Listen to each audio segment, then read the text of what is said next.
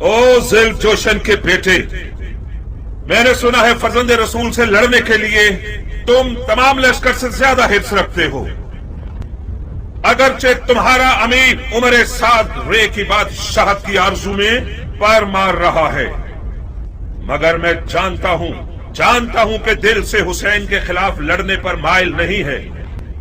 یہ تم ہو جو سب کو بھڑکا رہے ہو۔ میں کہتا ہوں خدا سے ڈرو، جس بھی وعدے کی امید پر اس جنگ کی آگ کو بھڑکاؤ گے نقصان ہی اٹھاؤ گے۔ خدا کی قسم دنیا کا مال و مقام فانی ہے اور بروز قیامت رسوائی کے سوا کچھ نہیں ہے۔ آواز بند کرو، تم میدان جنگ میں ہو، مسجد کے ممبر پر نہیں۔ زبان چلانے کے بجائے تلوار نکالو۔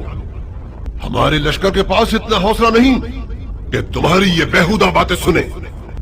ہاں، تم ٹھیک کہتے ہو، ان لوگوں سے بات کرنا فضول ہے جن کی تلوار ان کے ہاتھوں میں مستی کر رہی ہے۔ اے کوفے والو، یہ میں ہوں، زہیر ابن قین بجلی۔ تم میں سے زیادہ تر مجھے جانتے ہو یا میرا چرچا سن ہی چکے ہوگے۔ تاجر ہوں اور دنیا کے مال سے بے نیاز ہوں۔ میں رسول خدا کی خدمت میں پیش رہا ہوں اور چاروں خلفاء کے ادوار میں کئی لڑائیاں لڑ چکا ہوں۔ تم لوگ ایسی بدنصیب امت ہو جو اپنے ہی نبی خدا کے نواسے پر دیکھ کھینچتے ہو۔ میں اس سے بڑھ کر کوئی گناہ نہیں جانتا۔ اے ابن قین، تم تو آل علی سے کوئی میل جول ہی نہیں رکھتے تھے۔ تم نے امیر المومنین یزید کی بیعت توڑ کر حسین کی طرفداری کیسے اختیار کر لی؟ بتاؤ۔ ہاں، تم سمجھتے ہو حسین عراق کا بادشاہ بن جائے گا اور تم اس کے وزیر اعظم بن جاؤ گے؟ ہاں، فرض کیا ہم کوئی ایسا خیال رکھتے بھی ہوں، مگر اب تو حالات ہمارے ہاتھ سے باہر ہیں۔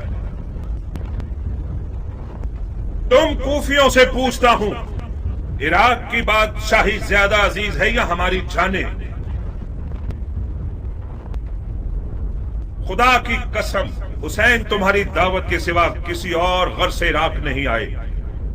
ان کی کوئی اور نیت نہیں سوائے تمہاری ہدایت کے، ان کی کوئی آرزو نہیں سوائے تمہاری رہائی کے۔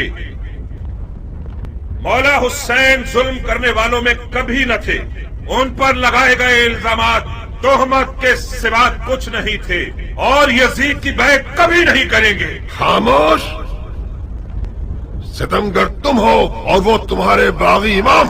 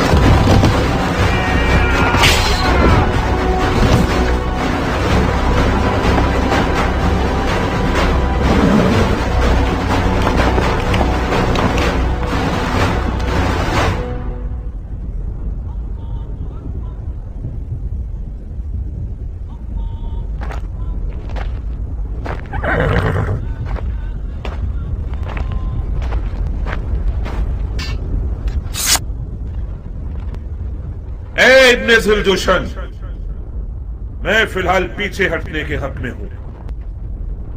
मेरे मौला हुसैन ने कसदे नमाज किया है।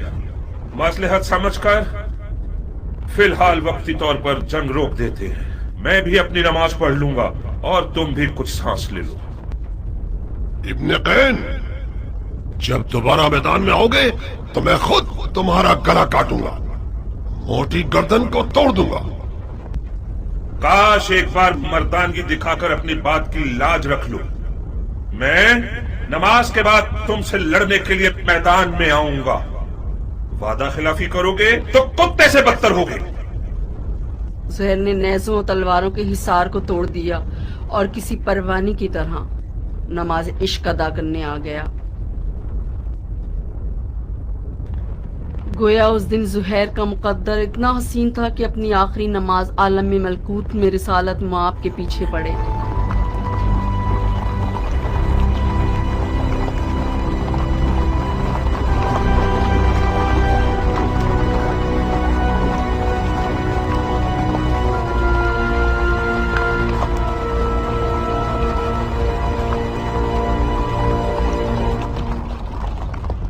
शर्म की बात है शिम्र, किंग का बेटा अब तक दंदनाता फिर रहा है। वो जंग नहीं कर रहा, मौजे दिखा रहा है। वो बिन बाप का न जाने कौन सा शेर का दिल रखता है। चीख मारता है तो लश्कर वाले अपने आप में नहीं रहते। किंग का बेटा तो हुसैन की छोटी उंगली है। हाशमी जवानों का क्या करोगे जो हुसैन के खतरनाक बाजू हैं? अब्बास आ जाए तो क्या करोगे? यकीनन अब्बास मैदान में आ जाए तो सबके सब उसे देख कर ही मर जाओगे। कोई बैद नहीं, अब्बास इब्ने अली का सामना करने के लिए शेर का जिगर चाहिए। ये एक पर एक की जंग बहुत हो गई, जंग को तमाम करो। मैं कहता हूँ पूरे लश्कर के साथ खैमों पे हमला करके हुसैन के शक को मिटा दो। फिलहाल हुसैन ने नमाज का इरादा किया है। वो चाहते हैं कि हम जंग रोक दें ताकि वो नमाज अदा कर लें। पढ़ने दो शिमर, पढ़ने दो, बाद नमाज के उसका काम तमाम कर दो। क्या वाकई आप हुसैन को नमाज पढ़ने देना चाहते हैं? नमाज एक शरई फरीजा है बेटे, हम एक वाजिब फरीजे की अदायगी में मुमानियत नहीं कर सकते। तो फिर आप जंग हार चुके हैं। कैसे? ये लोग हुसैन को मारने आए हैं क्योंकि ये लोग समझते हैं कि हुसैन दीन से खारिज हो चुके हैं। जब ये लोग देखेंगे कि हुसैन ने नमाज पढ़ने के लिए जंग रोकी है तो समझ जाएंगे कि उन्हें धोखा दिया गया है। क्या पुख्ता राय है? क्या ऐसा नहीं है शिम्र? जी हाँ, शहजादे की राय बहुत ज़रीफ और गहरी है। वही नहीं कि हुसैन इस काम से सोए हुए कूफियों को बेदार करना चाहते हो। तो फिर हमें हुसैन को नमाज पढ़ने नहीं देने चाहिए, है ना? क्या अर्ज करूं, आप अमीर हैं और हम सिपाही। नहीं शिम्र नहीं, उन्हें नमाज मत पढ़ने दो।